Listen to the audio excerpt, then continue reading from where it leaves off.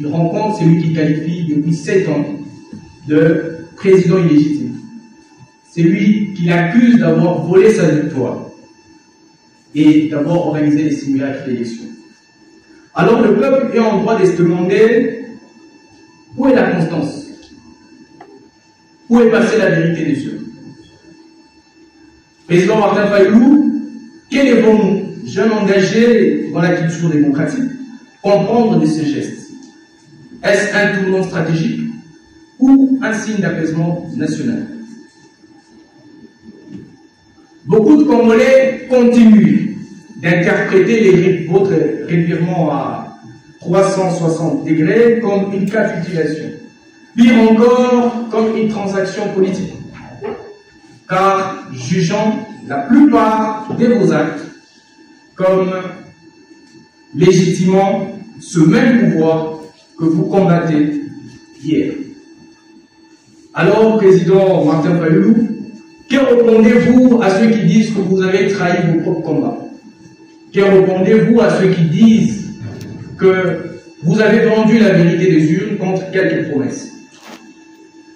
Que répondez-vous au peuple qui, en 2018, croyait en vous, voyait en vous un opposant constant, et qui, en 2025, voit un homme qui se contredit et qui donne du crédit à ceux qui l'accusent depuis 7 ans d'illégitimité? Enfin, aujourd'hui, dans un contexte de confusion idéologique et d'instabilité politique, les jeunes ont besoin des repères clairs et la direction de votre combat. Honorable Président, honorable membre du bureau. Honorable Fiston, merci beaucoup pour cet exposé magistral, cette interpellation à mon égard et qui me permet de donner quelques éclaircissements.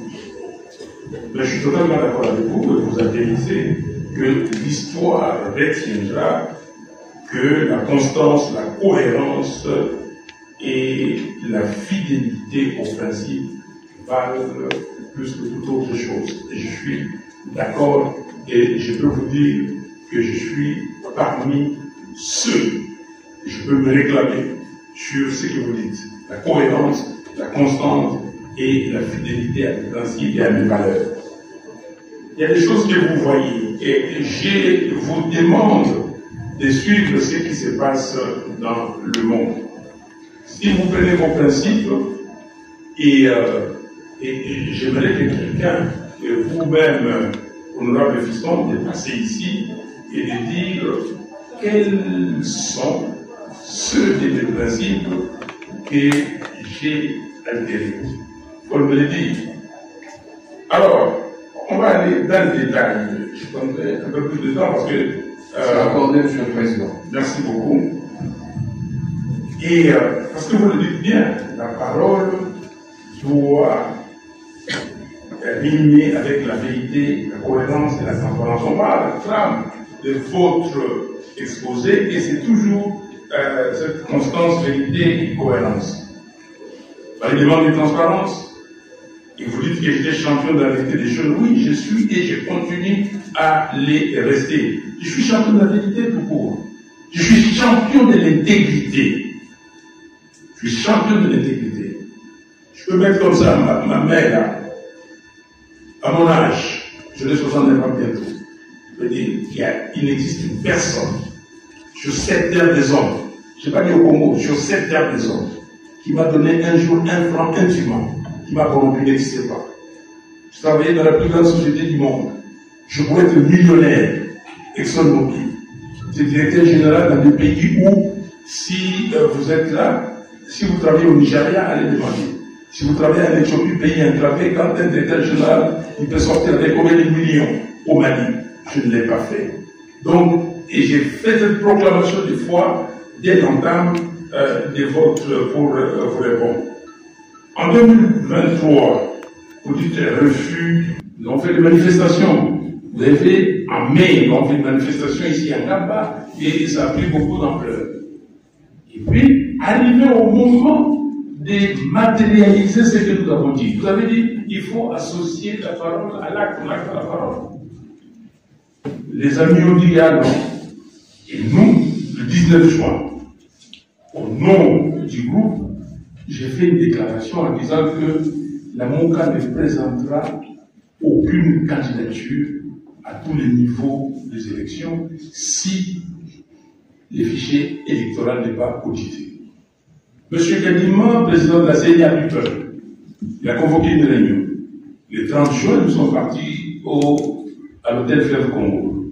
Et là, avec mes amis de l'opposition, nous sommes convenus d'une chose, qu'ils fassent faire l'audit du fichier électoral, qu'ils continuent le processus, et qu'ils continuent le processus, et que nous puissions aussi enregistrer nos candidatures, mais si l'audit s'avère négatif, on arrête. C'est comme ça que nous nous sommes entendus.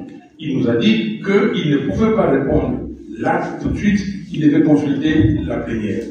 Le même jour, son témoin, je suis rentré dans la salle avec les membres de la MOCA. Puis, j'ai dit, bon, qu'est-ce qu'on fait? On attend que la CENI nous réponde, ou comme on a déjà commencé avec l'élection des députés provinciaux, les enregistrements, qu'on fasse cela. Et j'ai dit aux amis que je vais mettre mon argent à moi, $300 000, pour enregistrer les candidatures. Et s'ils disent non, je perds cet argent-là. C'est pas grave. S'il n'y a pas de vite. J'étais seul dans cette position. On était 55 personnes. Tous ils ont dit non, on n'enregistre pas. Est-ce que c'est pas eu? Mais c'est pas eu aussi parce que c'est la décision collective. Alors, donc, vous avez déjà cette réponse. C'est la décision collective d'avoir, de chercher la transparence des élections. Alors, pourquoi je me représente? Et vous êtes jeune, vous allez apprendre, il faut apprendre aussi, c'est comme ça qu'il faut regarder telle position, pourquoi telle position. Depuis, comment dire, la table ronde, pourquoi on a pris telle position, par telle autre, la conférence nationale. Pourquoi on se présente? On ne s'est pas présenté pour aller gagner. On s'est dit, d'abord, on va se présenter, on va demander dans la commission stratégique à laquelle Yves Badjogo a participé, est venu avec cette proposition, on va demander qu'on fasse rouvrir les enregistrements pour la députation nationale et la députation provinciale. Et il y a des gens qui disent que s'ils refusent, il y en a qui disent s'ils refusent, on ne pose pas non plus, on ne dépose pas la candidature pour la présidentielle. Il y a d'autres qui disent s'ils refusent, on dépose. Sur 12 parties de la MOCA, 8, on dit non, on dépose.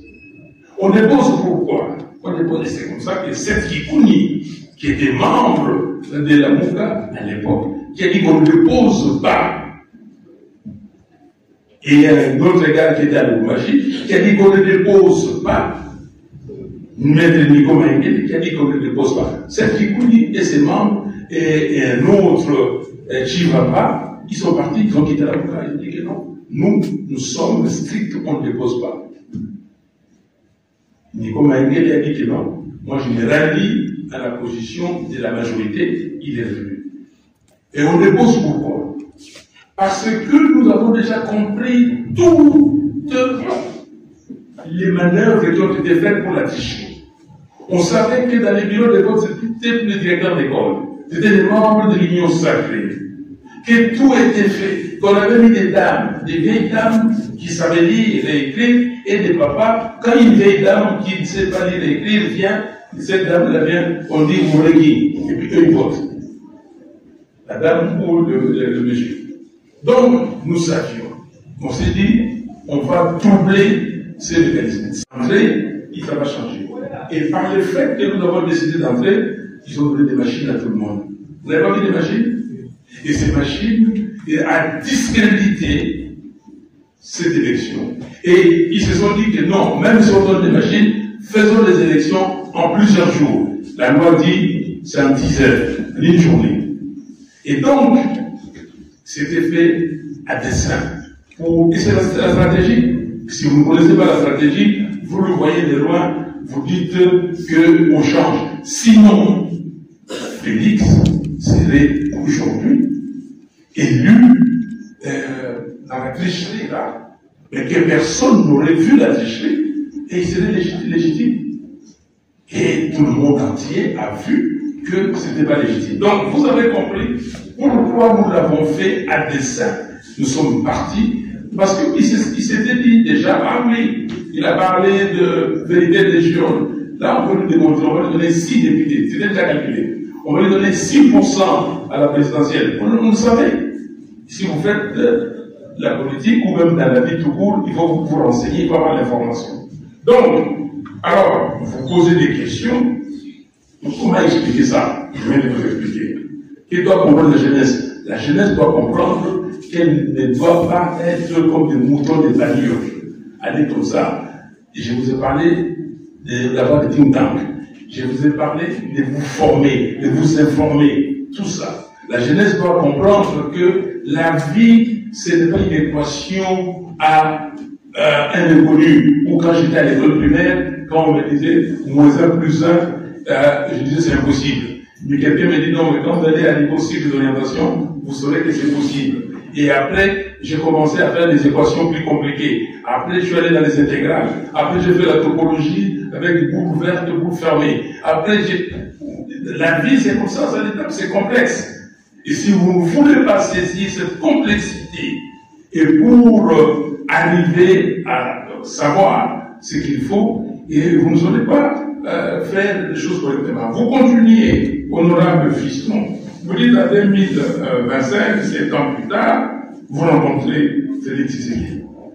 Mais vous voulez que je considère Félix Tshisekedi comme mon ennemi? Je vous ai déjà dit, j'étais en 2020, j'étais à Washington. Je dis que je vais pardonner. Je lui ai dit que si un chrétien a 2 valeurs, la première c'est l'amour et la deuxième c'est le pardon. Que je vais pardonner à tout le monde, y compris là, y compris Kabila. Je pardonne. Quand j'ai dit que si Kabila quitte Goma, je vais le rencontrer. Comment vous trouvez ça? Donc il y a encore un problème de manque de constance. Il y a simplement volonté de chercher la solution pour le pays. Je ne veux pas, vous pouvez croire ce que vous croyez, mais je ne serai pas intimidé parce que je sais qui je suis. Et ce qui compte pour moi, c'est la solution. Si on vous dit, cher honorable fiston, que Nelson Mandela, quand il était à Robben Island, et je suis allé à Robben Island 2 fois, bon, quand Nelson Mandela était à Robben Island, qu'il avait déjà quitté Robben Island quelques mois avant, plusieurs mois auparavant, qu'il négociait, qu'il discutait avec des clercs. Vous allez dire qu'il a changé de cap? Je pose la question, honorable. Est-ce qu'il a changé de cap? Ou il cherchait la solution pour son pays? Et encore que, les jeunes gens qui ont 20 ans, 22 ans aujourd'hui, il y en a qui critiquent Mandela. Même il a fait sa part. Mais c'est à lui de faire sa part. Si l'ANC perd en électorat, est-ce que c'est la faute de Mandela? Il a fait sa part. Donc, chers amis, plus tard, si je rencontre Félix Tshisekedi, c'est pour lui dire, nous avons besoin de la cohésion nationale, nous avons besoin du dialogue, il faut le dialogue, ce n'était pas pour autre chose. Et vous allez plus loin. Et vous allez plus loin, est-ce que c'est un tournant stratégique, ou abaissement, capitulation, changement des caps, où vous avez vendu la vérité des urnes, vous êtes un homme qui s'est contredit? Non. Les gens qui se croient, et je l'ai dit à tout le monde, j'étais à l'Assemblée nationale, j'ai dit, si quelqu'un m'a donné de l'argent indûment, qui se présente. J'ai entendu que, oui, Félix Tshisekedi m'a donné 5 millions de dollars. Et vous avez gardé ça. Quand je lui ai Félix Tshisekedi, je lui ai posé la question devant les gens, il était là. Vous avez dit à tout le monde que vous m'avez donné de l'argent. 5 millions, 13, 15 millions. Chers amis, Et aujourd'hui, s'il a réellement donné, je l'ai dit ici, qu'ils disent, Fayoulou, tu es mon grand frère musulman, je t'ai donné, et qu'ils viennent. Il n'existe pas. Je regarde tout le monde. Je dis, je vous regarde en face. Le problème des Congolais, votre problème, je considère que ce n'est pas mon problème parce que je ne suis pas comme ça, c'est que, pas certains d'entre vous, mais ceux qui sont corruptibles, corrompus, qui peuvent voler et qui sont voleurs, ils croient que moi je suis voleur, mais lui aussi, on a appris, excusez-moi de vous faire des gens, mais on a appris que l'ami, comment vous appelez? Katia, il a pris l'argent quelque part, mais ça s'est vérifié. Et maman, il y a comment? Lise. Mais ça s'est vérifié aussi que Lise, bon, tout ça. Et on dit que, papa, Yves dit, ah, mais, quand c'est appelé, Lise a appelé, moi, si on me donne, moi, je veux prendre. Moi, je veux prendre, si on me donne. Mais il apprend que le président, il y a des soupçons. Qu'est-ce qu'il dit? Ah bon, lui il a pris, elle a pris. Moi, je veux prendre, donc le président aussi a pris. Arrêtez ces raisonnements simplistes. Il y a des gens qui ne prennent pas, qui ne prendront pas. Et essayez aussi d'étudier les gens, c'est ce que font les autres. Prenez la vie des gens. Moi, là où je suis, c'est connu. Les écoles où j'ai étudié depuis l'école primaire, c'est connu. Cycle de notation, c'est connu. Là où j'ai travaillé ici, c'est connu. Les collègues sont là encore. Il faut savoir l'honnêteté des gens. Donc, je termine en disant, oui, l'histoire retiendra la cohérence. L'histoire retiendra que, je ne sais, c'est l'histoire. Je ne demande pas à vous. À vous, ce que je souhaite, ce que je veux, qu'on réussisse à sortir ce pays du trou. Et l'histoire retiendra. Donc moi, avec les contemporains, vous croyez ce que vous croyez, c'est à vous, mais les gens qui propagent les mensonges, ils savent ce qu'ils propagent. Il y a un qui a dit que mon frère était sénégalais. Ok, après je l'ai vu en train de dire, ah non, on nous a instrumentalisé. Mais c'est vous-même, c'est toujours vous-même. Donc, l'histoire est têtue. Et je termine, Kofi Olomide disait que la vérité vient par. Donc, Kofi Olomide dit que la vérité, le mensonge vient par la censeur. La vérité vient par les escaliers, mais elle arrive. Merci. Honorable Président, honorables membres du bureau, chers collègues, nous venons de suivre minutieusement l'intervention du président Martin Fayulu Madidi, que nous saluons. C'est vraiment des leçons que nous apprenons. Mais, honorable président, nous retenons qu'il promette le changement, mais il change d'alliance à chaque séance sous prétexte que la politique est dynamique. Et l'on réalise qu'il crie pour la patrie, mais négocie pour leur parti. Honorable Président, je vous le dis en vérité, la République démocratique du Congo est menacée par l'opposition. Je vous le dis en vérité, la République démocratique du Congo est menacée par l'opposition. Inefficace, inactive et improductive. Peut-être c'est la raison pour laquelle le président Félix Tshisekedi a qualifié l'opposition Yapete, opposition Yanzala. Chers collègues, pendant que notre peuple souffre du manque d'eau, d'électricité, de routes praticables, pendant que notre peuple endure la cherté des vies, les embouteillages, les inondations et l'insalubrité, que fait l'opposition? Des communiqués, des tweets et de points de presse. Voilà les réactions. Nous sommes au XXIe siècle. Chez moi, à Kassongolunda, par exemple, Il n'y a pas de route. Il n'y a pas d'eau. Devons-nous continuer à manger des frites? C'est ça votre réaction. Honorable Président, Monsieur Martin Fayou, où sont les manifestations populaires pour défendre le panier de la ménagère, pour dénoncer la flambée du dollar, pour exiger la paix et la baisse du transport? Et donc, les dialogues restent chimériques.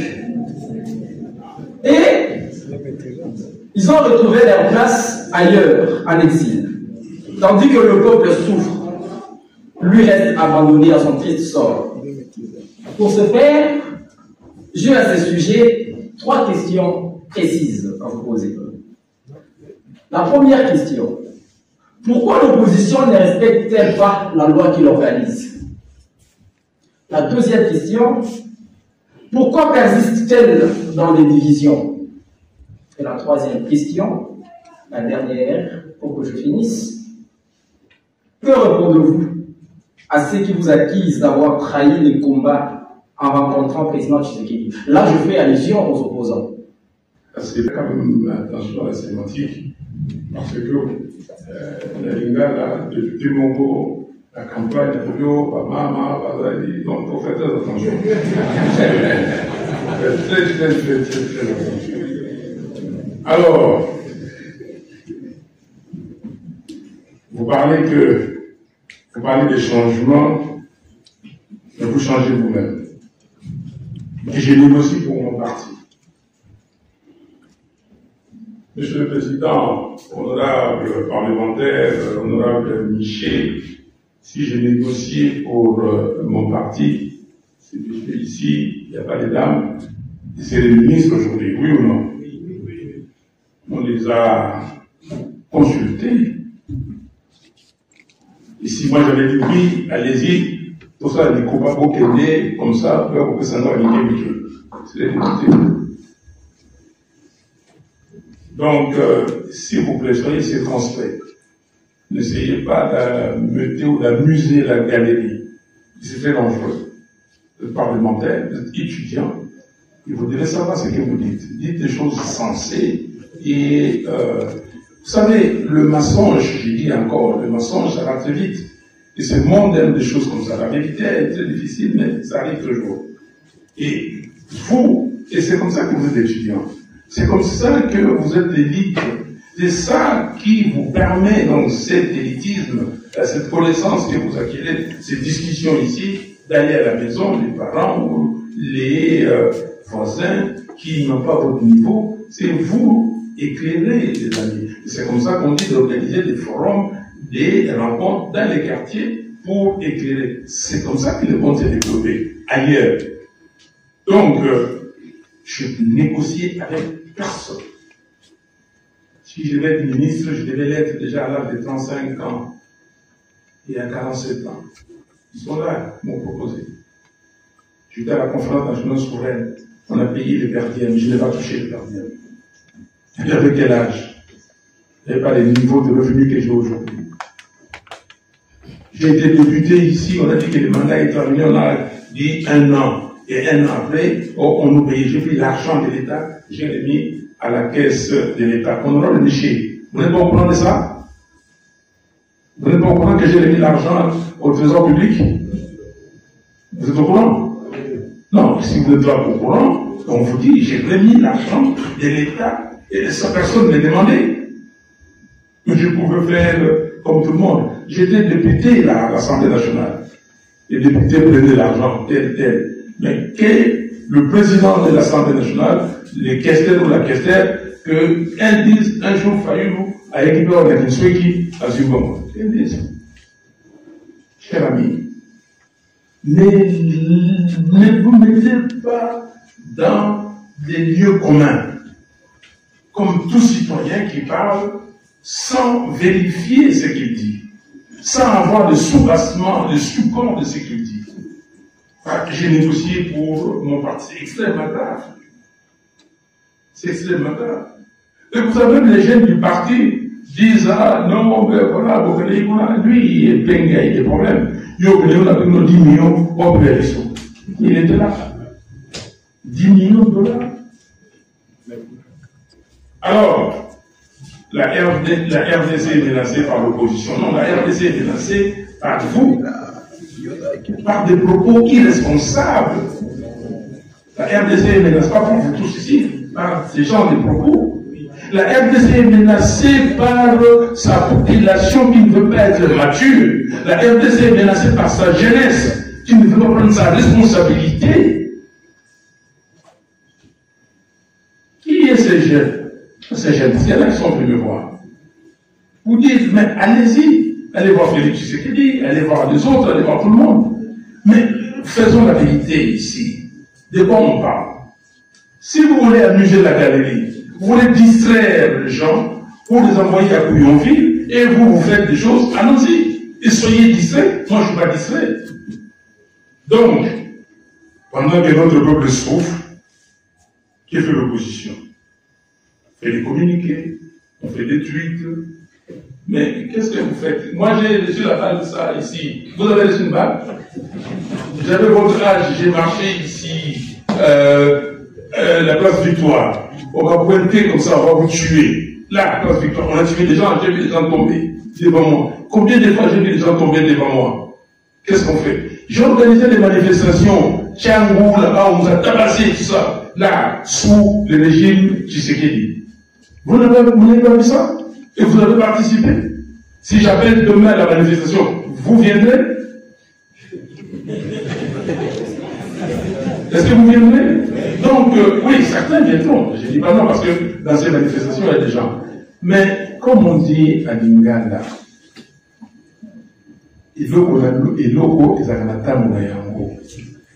ok? Vous ne devez pas avoir la même stratégie ou les mêmes stratégies. Il faut adapter des stratégies par rapport à l'évolution. Regardez, mais que dirait le français des Gilets jaunes? Que dirait le français des Gilets jaunes? Vous dites, mais pourquoi vous n'allez plus? Vous avez échoué. Est-ce qu'ils ont échoué? Il y a une période, ils ont marqué les temps, ils ont fait ce qu'ils ont fait. Que direz-vous? Qu'est-ce que vous, honorable Michel, qu'est-ce que vous allez dire des Américains, des démocrates qui sont au Parlement là-bas et de ce que Trump fait aujourd'hui aux États-Unis? Ils ne sont pas capables. Soyons circonspects. Alors, vous continuez. À Kasomolunda, il n'y a pas d'eau. C'est moi qui dois aller mettre de l'eau à Kasomolunda. C'est l'opposition qui doit aller mettre de l'eau à Kasomolunda. Je me plains ici, vous dites des tweets. J'ai été à l'aéroport de Njili jusqu'à chez moi 6 heures. Oui, j'ai fait un tweet pour dire que ça va. Mais ce ne sont pas des tweets gratuits ou comme ça. Et je propose la solution. Même si petit à petit commence à appliquer, j'ai dit, voilà la solution pour arrêter les embouteillages ici. Même pas arrêter, mais les diminuer. Ok? 1. Discipliner les automobilistes. Parce que les automobilistes sont les plus indisciplinés. Vous êtes là, il y a des feux. Ici, il y a des feux. Mais pendant qu'il y a des feux rouges, tout le monde veut passer. Mais les feux passent, ça bloque, et puis c'est un blocage total. Est-ce que ça, c'est la faute à qui? Parce qu'il n'y a pas de loi. Madame tout à l'heure a dit dans les manifestes, la loi, l'ordre. Donc, il y a l'indiscipline, il faut discipliner les gens. Et c'est facile à faire. 2. Mettez les feux rouges dans les grands carrefours. Je vois maintenant qu'on a mis beaucoup de feux rouges. Mais il faut mettre des policiers pour surveiller et faire des contraventions. La ville de Paris vit presque des contraventions. La ville de Washington vit des contraventions. Si vous commencez à dire aux gens, voilà, vous avez mal conduit, mettez la voiture là et vous payez, sinon on prend votre voiture, on l'envoie à la fourrière. Et vous allez voir, ça va changer. Et 3, commencez à réparer les mines poules. Il faut les boucher et faire des artères, d'autres artères qui sont en train de faire la rocade. Une très bonne chose. Ouvrez Lumumba pour aller jusqu'à l'aéroport, à partir de Kingawa. C'est ça. Il y a des solutions. Et je l'ai dit, ce n'est pas que je fais des tweets pour faire des tweets. Mais je ne suis pas au pouvoir. Comment, avec quel argent? Vous voulez que Naïm Ambongo, dans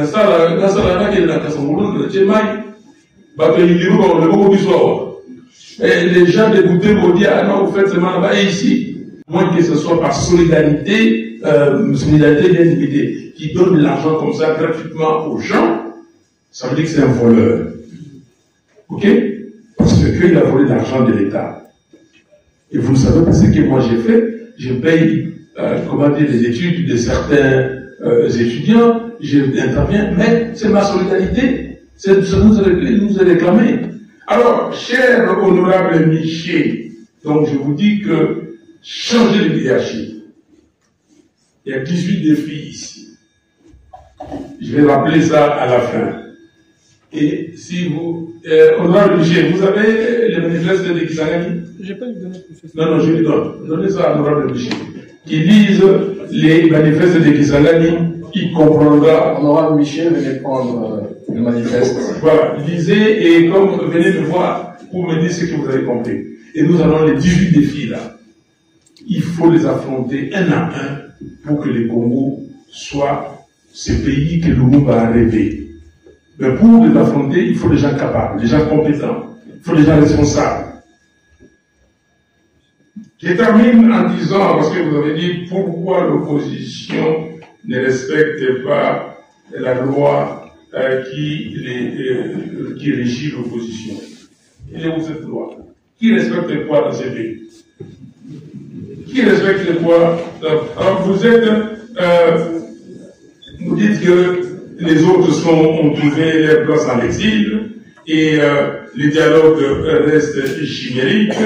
Où sont les manifestations populaires? Que répondez-vous à ceux qui vous accusent d'avoir trahi l'opposition? Je n'ai pas trahi l'opposition. Je n'ai pas trahi l'opposition. Je termine en disant ceci. Je prends une minute. Je suis les moteurs. Je suis celui qui, depuis 1990, a fait en sorte que l'opposition soit unie. Depuis l'Union sacrée. Je vous ai parlé de l'Union sacrée quand les Boums et les Iléo ont créé l'IDPS n'était pas là. C'est moi qui suis parti convaincre Etienne Tshisekedi à ce que l'IDPS entre à l'Union sacrée. Les gens vont dire, heureusement que vérité va se faire voter. Même si les gens ne veulent pas, il y a des témoins. L'AMOCA, le rassemblement, Etienne Tshisekedi reposait sur moi. Ok? La dynamique de l'opposition, la dynamique Etienne Tshisekedi président. Vous êtes jeune, vous le connaissez? Renseignez-vous. Qui a créé ça? Ou qui était à la base? Les gens parlent aujourd'hui. Nous sommes partis à Genève. Nous avons dit, c'est lui qui va sortir le candidat commun. Nous acceptons. Si c'est pas moi, j'accepte. Et vous avez vu ce qui s'est passé. Bon, maintenant, je demande. Je suis allé voir Tshisekedi. Voulez-vous que je vous dise pourquoi je suis allé voir Tshisekedi? Oui. Le parti décidé, après l'élection, d'après nos statuts, nous devons faire ce que nous appelons le Conseil national. On fait le Conseil national du 1er au 5 mars 2024. Et ce Conseil national a pris 10 résolutions et des recommandations. Hier, d'ailleurs, on était au bureau pour regarder comment nous avons implémenté les recommandations. 10 résolutions. La résolution numéro 6 a dit ceci. Le Conseil national prit instamment le bureau national dont je suis président à ne ménager aucun effort pour contacter nos pères spirituels afin d'organiser les dialogues entre les parties prenantes sur le thème vérité, réconciliation, cohésion nationale. Point. Il ne s'agit pas de partage des pouvoirs, ainsi de suite. Et j'ai pris mon bateau de pèlerin, j'ai vu les prêtres, les évêques, les pasteurs, j'ai vu tout le monde. Alors, voulez-vous? Si, et heureusement, donc ça j'ai dit au commun des mortels qui ne comprend pas, et heureusement, le président et son bureau ont décidé qu'on se voit. Donc, j'ai exécuté cela et j'ai pris mon bateau de pèlerin. Je suis allé jusqu'au Togo, je suis allé dans d'autres pays, je suis allé partout. Et j'ai dit aux gens, mais vous êtes là, Monsieur Nanga, Pourquoi vous faites tuer les Congolais? Monsieur Kabila, quel est le problème? Venez, monsieur Tshisekedi, sous vous, sous nous contemporains ici, ces pays vont être organisés. Qu'est-ce que nos enfants vont dire? Qu'est-ce que nos petits-enfants vont dire? Ils vont porter nos noms? Quel opprobre à ce niveau-là? Donc, c'est ça que j'ai fait. Et chers amis, il y a beaucoup d'incohérences et ceux qui vont venir après, je leur demande d'essayer, parce qu'on a mis les 13 valeurs de l'ECD ici, et les principes que je proclame partout, et quelqu'un me donne un seul principe, une seule valeur que moi j'ai bafoué. Merci, Monsieur le Président. Le président Fayou a eu l'initiative de rencontrer le chef de l'État, Félix Tshisekedi, afin d'encourager la réception de pères spirituels de la SENCO et de l'ECC. Le porteur du projet d'un pacte social qui pourrait devenir le socle d'une paix durable. Ma question est donc claire et solennelle. Après cette démarche, où en sommes-nous aujourd'hui?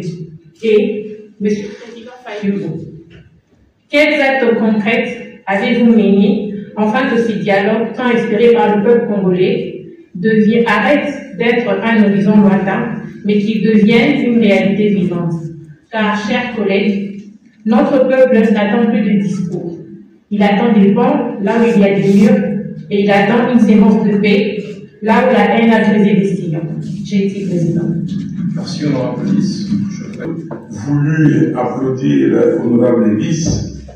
Elle a parlé peu, comme quand j'étais à l'école, en 4e année primaire, on avait un livre qui disait peu, mais bien. Vous, dans votre scolarité, vous n'avez pas dit ça. Mais elle a tout dit. Elle a tout dit.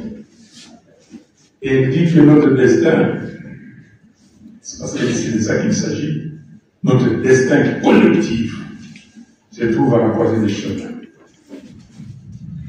Et dans cette croisée des chemins, la solution, c'est le dialogue. Qui dit mieux? Et elle dit, celui qui veut aller loin, marche avec les autres. Vous entendez? L'unité de Mandela que l'honorable Samantha, c'est Duarte, l'honorable Duarte avait parlé. Qui veut aller loin marche avec les autres. Et c'est ce que nous disons, la cohésion nationale. Les autres, c'est les Congolaises et les Congolais, nous tous. Nous devons regarder dans la même direction parce que le pays est attaqué. Il n'y a pas autre chose. Je n'ai pas beaucoup de commentaires à faire. Tout ce que vous avez dit, ça suffit, mais je réponds à la question. J'ai dit tous les noms, mais il y en a beaucoup qui ont applaudi. Mais je constate qu'il y a plus de gens qui ont applaudi que ceux qui ont condamné. Et après cette démarche, où en êtes-vous aujourd'hui? Je vous ai dit que j'étais Ronaldinho.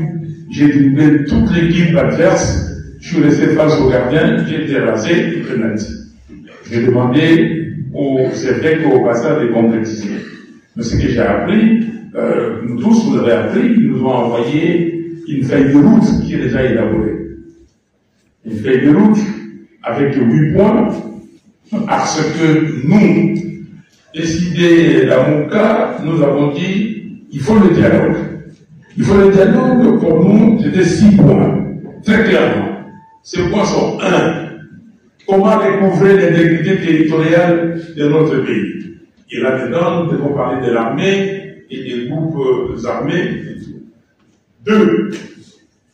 La gouvernance. Comment arrêter la gabegie financière, l'enrichissement illicite, les trains de vie élevés de l'État? 3.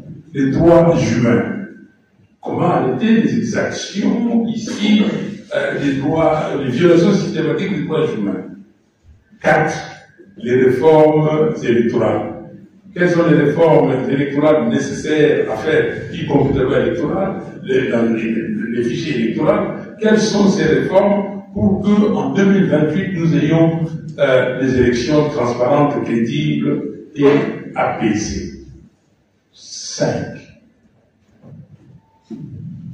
Comment vivre pacifiquement en harmonie avec le pays voisin?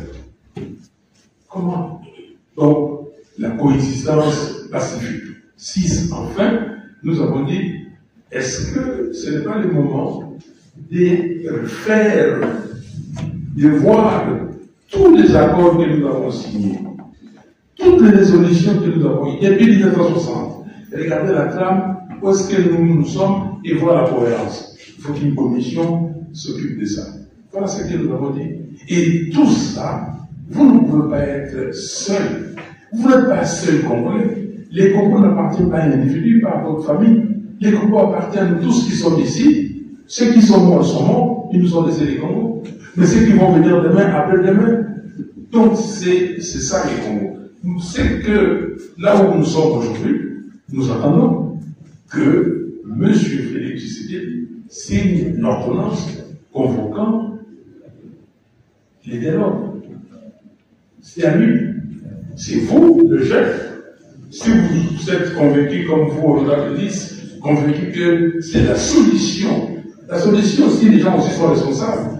Parce que après, les gens qui vont aller, les jeunes seront là, parce que vous dites vous-même que nous voulons y être. Vous y serez. Mais soyez effectifs. Et donc, quand nous irons là-bas, comme quand nous sommes allés à la conférence du Centre international, les gens parlent aujourd'hui. Nous avons fait la conférence du Centre international. Ça a produit quoi? Ça a produit l'accord de la Saint-Sylvestre, vous le savez. Et cet accord était mauvais. Pourquoi on n'a pas appliqué? Si M. Kabila n'avait pas torpillé cet accord, est-ce qu'on serait là aujourd'hui? Non, soyons sérieux. Vous souriez. Je sais pas quel... Est-ce qu'on serait là aujourd'hui? Si M. Nanga, quand nous sommes allés aux élections, déjà, n'avait pas fabriqué les chiffres, il avait donné les vrais chiffres. On serait là aujourd'hui. Si déjà en 2006, on avait proclamé les vrais résultats de la présidentielle, on serait là aujourd'hui. Tout ça, c'est nous. Ce n'est pas le problème du dialogue. C'est nous. Le dialogue peut être là. La conférence nationale a eu lieu. 724 actes.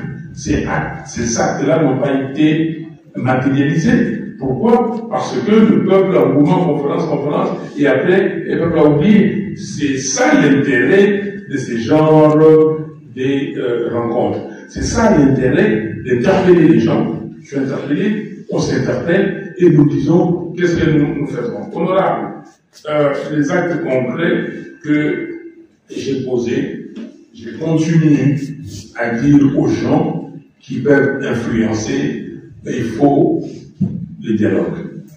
L'acte concret, on nous a invités en Afrique du Sud. Il y avait un dialogue là-bas, organisé par la Fondation Thabo Mbeki. Mais nous, au sein de la MONCA, nous avons trouvé que c'était un moyen de précipiter les dialogues d'ici. Et nous avons écrit pour dire, s'il vous plaît, la Fondation Thabo Mbeki, encouragez plutôt le processus de Kinshasa, donc le dialogue de Kinshasa. Et du reste, on a vu, pas de visa, pas de ceci, tout était programmé précipitamment. Et nous avons compris qu'il y avait un problème. On pose beaucoup d'actes, on discute, et ça c'est un acte que je pose, que j'ai accepté de venir vous parler pour éclairer la lanterne des millions de concitoyens. Merci. Merci beaucoup, Honorable Président. Nous allons prendre notre débat. Il est en train d'être détruit totalement. Mais il y a un ennemi là qui était de l'autre côté, mais cet ennemi-là s'est converti, là, en ce moment-là. Il dit que non, il peut vous aider à ce que les Congos ne soient pas totalement détruits ou ne soient pas simplement détruits. Vous allez signer avec lui ou pas? Vous allez laisser lui dire non, Canada dans ici, la Canada dans la Canada va doki, donc continuer la Canada wana, va aussi va Congo Fernando. C'est ça les manières graves que vous avez. Moninga Matate, j'ai signé les communiqués à Kabila. Du reste, c'est Sanga et moi qui avons écrit ce communiqué. Nous avons demandé à plusieurs de signer. Nous avons signé ce communiqué, vous savez pourquoi? Parce que c'est la déclaration des principes de Washington du 25 avril est une déclaration dangereuse. Ça a donné, ça a renforcé l'accord cadre d'Addis Abeba dans son point sur les engagements de la région, où on dit que la République, donc il faut une coopération active jusqu'au niveau où on peut exploiter en commun les ressources naturelles du Congo. Vous allez accepter ça? Vous allez accepter ça? Non. Que les ressources naturelles du Congo, qui appartiennent au Congo, qui sont sur le territoire congolais, on exploite ça avec les autres. Moi, je dis que c'est grave. Il faut arrêter ça. Et nous devons arrêter. Mais il faut arrêter ça. Si Kabila met sa signature pour qu'on arrête ça, vous voulez que je dise non? Vous voulez que je dise non? Mais si Kabila m'amène et dit que non, allez soutenir les M23 et à l'Alliance Fleuve Congo à l'Est, je ne peux pas accepter. Mais là, nous l'avons fait pour sauver le pays, pour sauver notre richesse. Et c'est pour cela que vous avez vu dans la déclaration de Washington, après, c'est point 6, parce que c'était le point 6 dans l'accord des principes, dans la déclaration de principes. Ce point 6-là a été mis à l'écart. C'est ça qu'on parle maintenant. On devait le faire après. Et vous voyez maintenant, quand on dit qu'on signe, on parle de l'OCC 1, l'OCC 2, vous ne savez pas. Suivez. Parce que nous disons que, oui, nous pouvons faire des joint ventures, nous pouvons faire des choses avec les Burundi, les Ouganda et le Rwanda, la Tanzanie. Mais faisons-le dans le cadre de la CPGL. Est-ce que la CPGL c'est aujourd'hui? C'est Mobutu qui a créé la CPGL. CPGL, Communauté économique des pays des Grands Lacs. Faisons-le pour gérer les ressources communes, frontalières communes, pas les ressources d'un pays qu'on cherche ensemble. Mais si quelqu'un veut venir et d'une nationalité, n'importe laquelle, créer une société au Congo et selon les droits congolais, on n'en disconvient pas. Voilà, cher honorable John Kassongo, pourquoi nous avons signé cette déclaration pour arrêter M. Félix Tshisekedi et dans ce qu'il est parti là-bas pour vendre nos ressources naturelles au Rwanda. Vous n'avez pas épinglé ça. Allez rentrer chez vous, googlez, prenez l'accord de principe, regardez le point 6 et prenez notre déclaration et je vais vous laisser mon numéro de téléphone et dites-moi ou dites aux autres parlementaires ici ce que vous allez trouver là-bas. Donc, soyons sérieux. Alors, quel devons-nous, et je continue à insister, hein, et demain, aujourd'hui, mais vous ne dites pas à Tshisekedi qu'il a dit qu'il ne négocierait jamais avec les M23 et tout ça, il est à Doha, il discute avec eux. Mais qu'est-ce que vous dites? Bon, peut-être c'était comment on dit, une formule, ok? C'est un style qu'il a dit ça. Mais quand le pays est en danger, quand il y a des solutions qui est là, Zelensky et Poutine, vous voyez que demain ils ne parleront pas.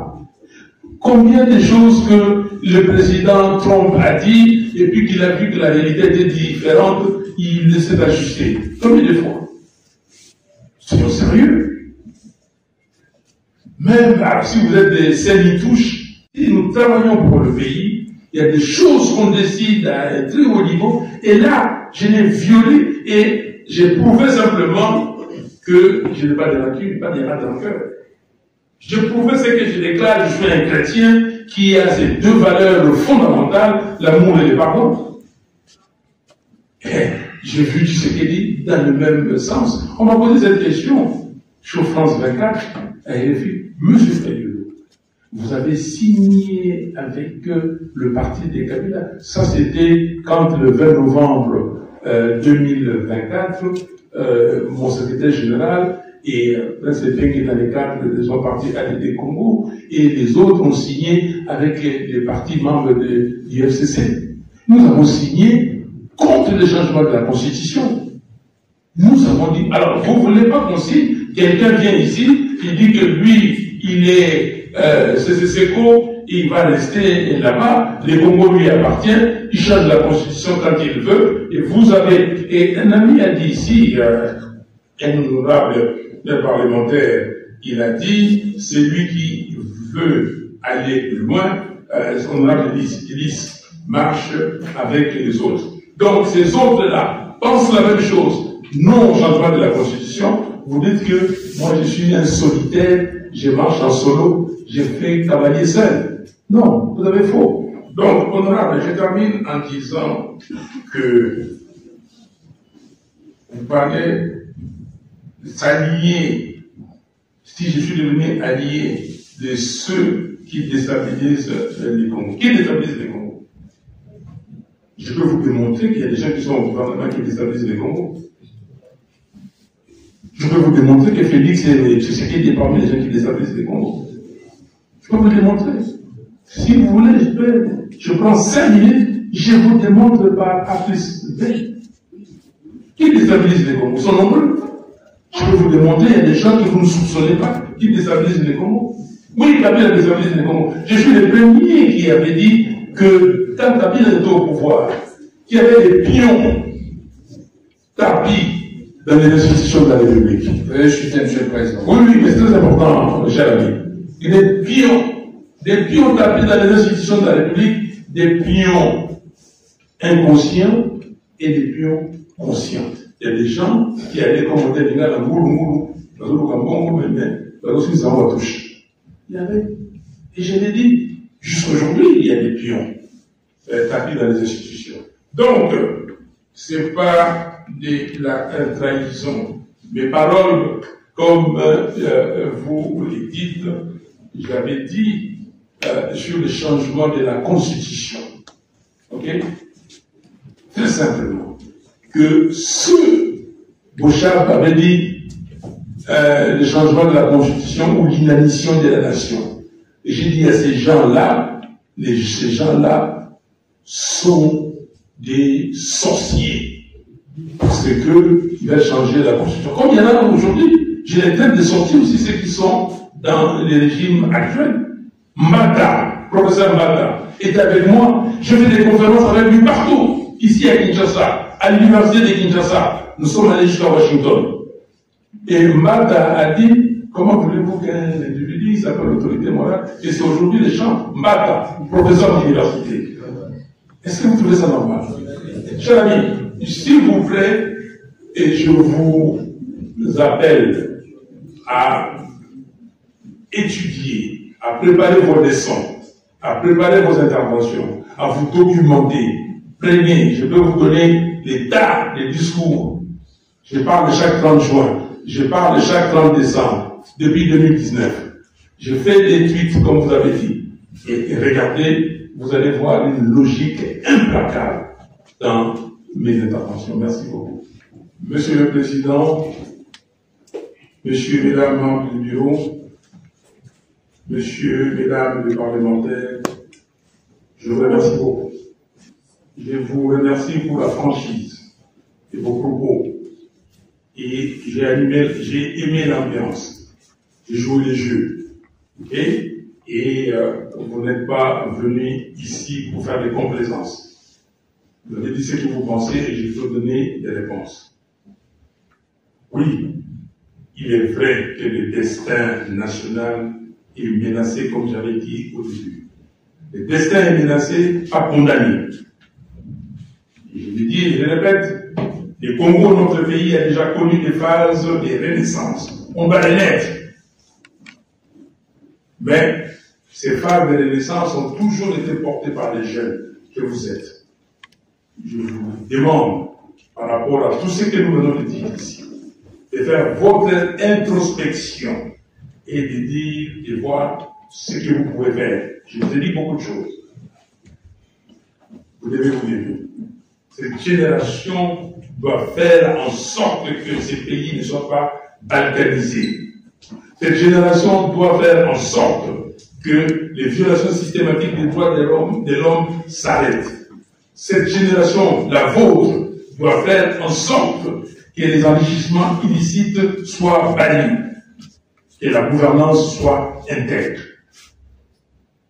Cette génération doit travailler, doit lever la voix. Je termine en disant que la jeunesse congolaise ne doit pas attendre l'avenir, c'est une répétition. Elle doit forger l'avenir. Aujourd'hui, elle doit forger l'avenir avec courage, lucidité et engagement. Et la jeunesse ne doit pas écouter les racontars non vérifiés. La jeunesse doit être le porte-étendard de la vérité, de choses qui feront que notre pays aille de l'avant. La jeunesse doit chercher des solutions qu'il faut pour le pays. La jeunesse doit regarder ce qui se passe dans d'autres pays et amener des solutions pour notre pays. Et aujourd'hui, la solution pour moi, c'est la cohésion nationale. Et la cohésion nationale passe par le dialogue national inclusif pour créer ces camps de la patrie. Et les camps de la patrie, tu vas baliser le chemin pour l'avenir de notre pays. Votre avenir, l'avenir de vos enfants et de vos petits-enfants. Que Dieu bénisse les Congos, que Dieu vous bénisse. Merci beaucoup.